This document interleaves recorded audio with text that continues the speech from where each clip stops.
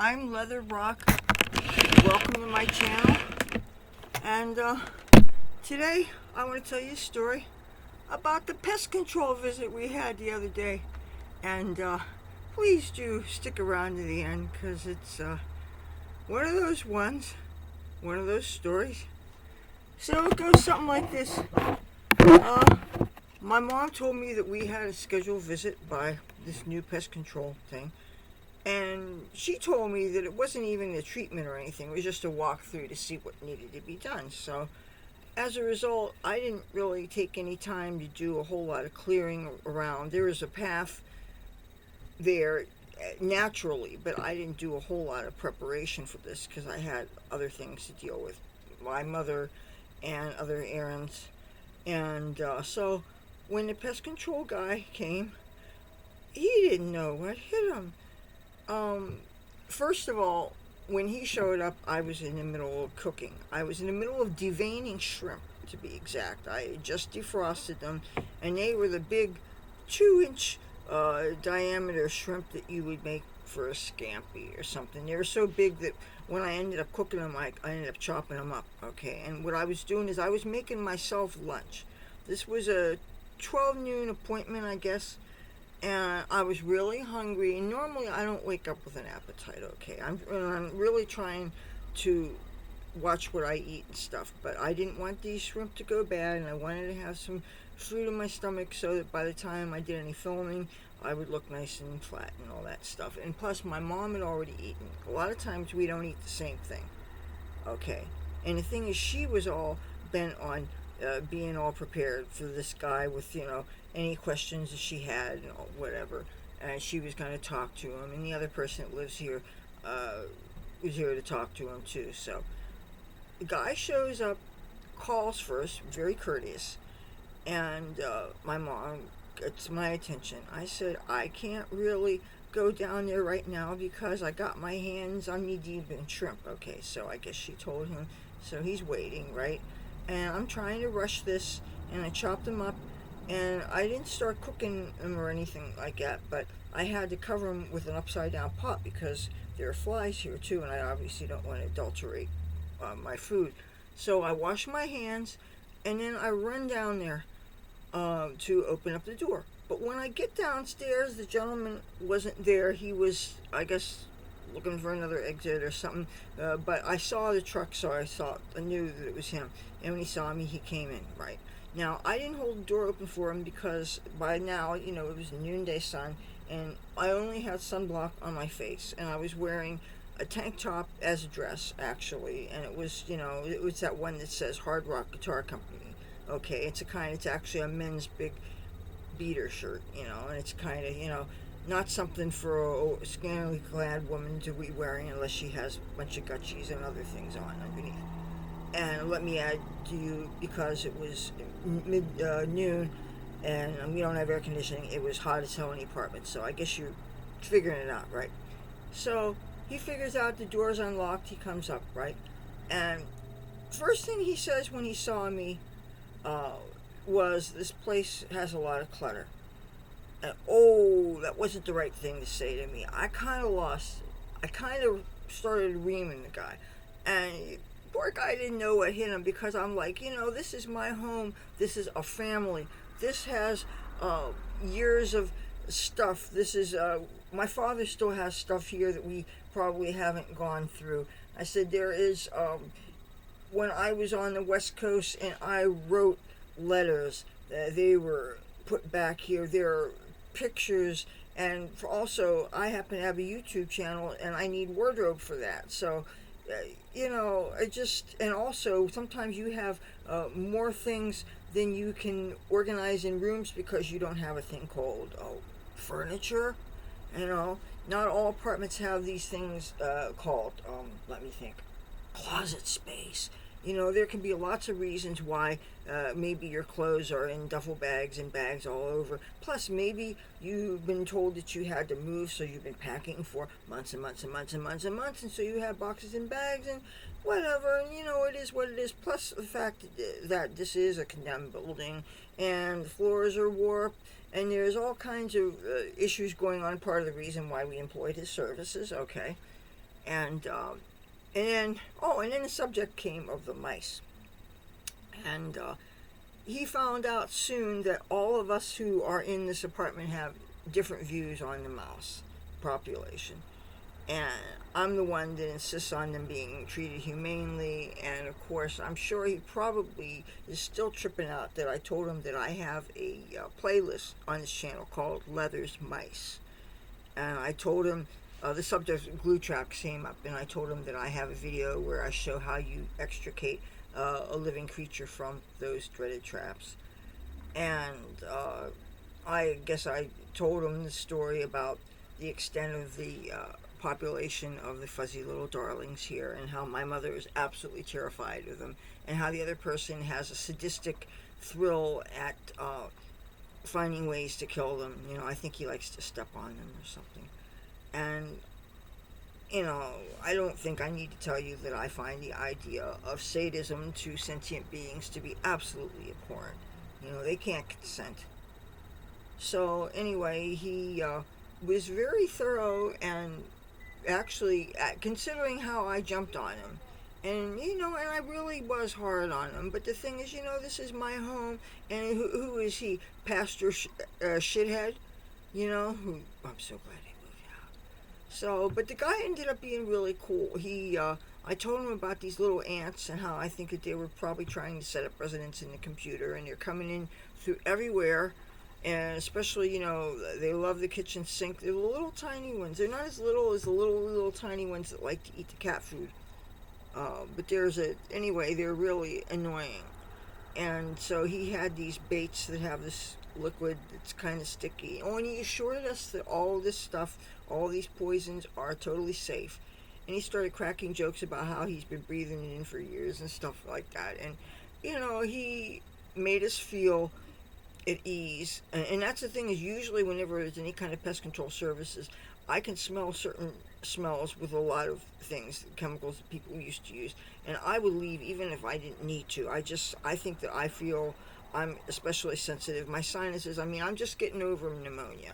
I've never really liked chemical-y things unless they were drug chemical-y things, but poison stuff, that was never my bag. Okay. And my mother, she doesn't move easily, even though with the 2 different walkers she has and her physical therapy, in theory she could, because she's left twice already for doctor's appointments, so she can go up and down a flight of stairs. So if she needed to get out of here for a fumigation or something like that, she could do it. So, and we were assured that we didn't need to do that. As a matter of fact, I even continued to cook my shrimp scampi on the stove because I had some leftover macaroni pasta, and I gotta say that I was a little bit disappointed in the texture of the pasta, but it wasn't because I overcooked it, because I'm an al dente girl. But anyway, the point of the matter is the poisons were safe enough that you can actually cook with them. But the guy was really thorough. He went in all the rooms. Once I explained to him the nature of what was actually going on, he was very, very cool. He wasn't rude or anything. He was funny. He was kind. Oh, he did tell me that some of the critters that I liked, he said actually could bite. I was telling him about these, I guess they're millipedes. They're the animals, the insects that have beige and white striped, like long filaments, long hairs, and they're actually very beautiful looking, and they will lay around maybe in one room, maybe in a bathroom or something, and they're supposed to eat a lot of bugs that we consider pests. But I've always thought that they were very attractive, and always kind of went out of my way to protect them. Just like if you have a daddy long legs that's near your shower, I always protect them, try to keep them from getting near the water spout and drowning. I guess I've always had a thing for spiders, which brings it full circle to my interaction with this bug guy. I told him that the story of how when I was a little girl, we had what was called the Bug Catchers Club on our street, and us neighborhood kids would get together and we would talk about insects, and I had wasps crawl on me coming out of a neighbor's pool. Of course, that actually terrified me.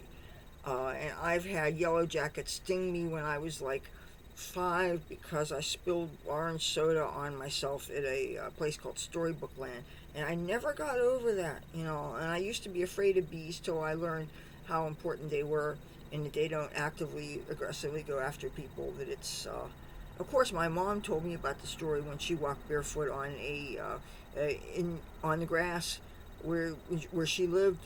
Uh, Oh, and I thought this was a baby story, but this was actually after my brother was born. So my mother was a fully fledged adult when this happened, but she says after the bee sting, by stepping on him, she had not gone barefoot since. You know, that would get a person's attention. You know, for me, I think barefoot and stepping on a thumbtack, that's enough attention. You know, I can't. I don't like the idea of barefoot in the grass unless you knew it was absolutely sanitary. Because around here you have so much dog manure. You know, but hope you know since the bug guy went in all the rooms, I haven't seen the ants back here on this table where the computer is. Where they were crawling on the computer and they would get on me and they would tickle me. Fortunately, they didn't bite, but he did say that maybe I was getting some mosquito bites because you know when you don't have uh, uh, areas of screen, certain kind of insects can get in. Um, he offers glue traps, and of course I said no, thank you. He said he was going to give us some snap traps, but he didn't give them to me. If anybody has them, I haven't seen any. But he was really cool, and I really do feel bad that I jumped on him in the beginning. And to his credit, he apologized because he said that he uh, shouldn't have insulted my home and everything. Because even though you know, you guys know this is No House Beautiful, we're not going to be in Architectural Digest. We're not going to be in the lifestyles of the rich and famous unless they happen to live in the ghetto and they're like famous and not yet rich, and yeah, they happen to live in squalor. Then maybe I get a shot, and I may get a shot at Squalor Monthly or Rodent Weekly. I don't know, but I told them that I've been burying the mice across the street where other, you know, and actually I buried mice up the road also. I buried mice underneath somebody's rose bushes. There's a social service agency that I buried a couple mice. Yeah, because, you know, when you're trying to be low profile, you kind of have to go in the shadows, you know what I'm saying? But one thing I try to do whenever I have any kind of encounter with our pest control people, and we have so many different companies that have served us through the years here and in other apartments, is you always want to learn something from them. And they keep on coming up with new, safer, better for the environment, and safer uh, methods for their control of different animals. Because, you know, it's like when you're dealing with fleas and you have to think about all uh, parts of the life cycle of the flea. You're treating the adult fleas, you want to sterilize the eggs, you want to prevent them from reproducing. You have to do all these things. And they have to go through all kinds of training in order to even get certified. So I really respect the knowledge that I can learn from them. And but I wanted to show you guys something. You know, I'm a stamp collector, and these I bought. I'm sure I was still in California. This is a sheet of stamps, and it would have had more stamps in it, but I believe my mom coerced me to give her some stamps to pay some bills. I'm so glad that we don't have to use stamps for really anything now for that, because you know with postage going through the roof, it's kind of postage is I think more for special people, but not for the mundane things like financial responsibilities and things. Well, maybe for certain legal documents postage is necessary, but really it's gotten out of control. Even though maybe just because people can't afford something doesn't mean the people that are providing service have to be guilt tripped, because the nature of our world, when you have competition by other more immediate means of communication, things are going to suffer. But still, we need postage for things like merchandise and, you know, Elon Musk shirts, which, oh, did you see, speaking of Elon Musk shirts, did you see that there's a shirt they're printing around that apparently Elon Musk was on Joe Rogan's podcast and he was smoking a joint and somebody did a screen grab and now they're selling t-shirts for it. And I don't want to pay the postage, but I think I want one, but when you're buying online, you never know if something's going to be will fit enough. It'll probably be something that's way oversized, and I'd want something that would fit me.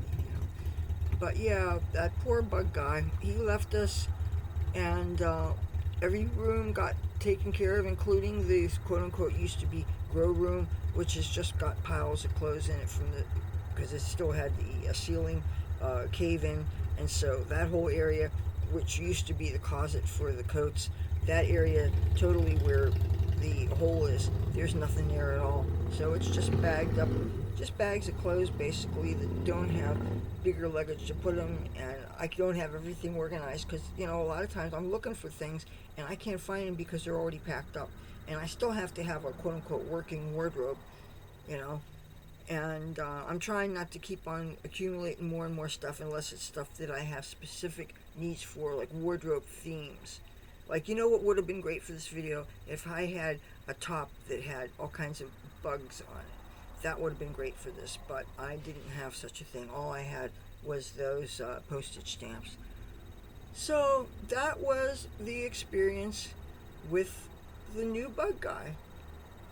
He knows that one of us likes mice, and he probably thinks I'm fucking insane. I don't know if they have message boards like so many industries do, but they're probably he has every right to talk about us like one of the more interesting clients he had, and I don't blame him. But I'm not going to drop any names or anything. But if he's out there and he happens to be watching this, you're a good bug guy. I would definitely recommend you to anybody that's looking for somebody local. We obviously have your information because it's on the caller ID on the phone that my mother answers. So that was our story with the pest control. And yeah, I will talk to you guys tomorrow with another video. Bye.